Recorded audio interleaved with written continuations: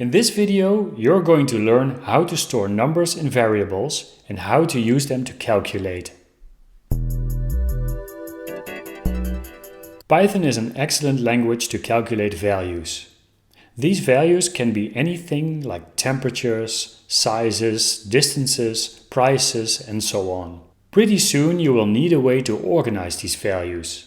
A good way to do this is to store the values in variables like we saw in the last video.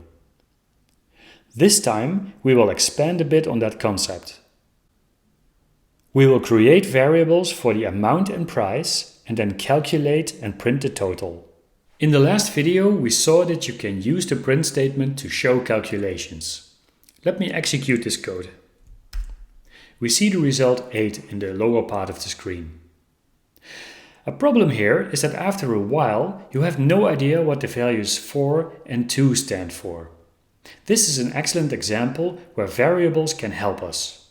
Let's create the variables amount and price and set them to 4 and 2.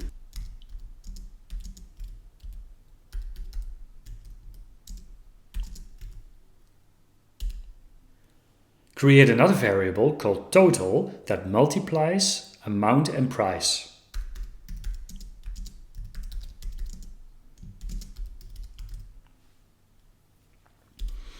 And to finish up, we will print the total.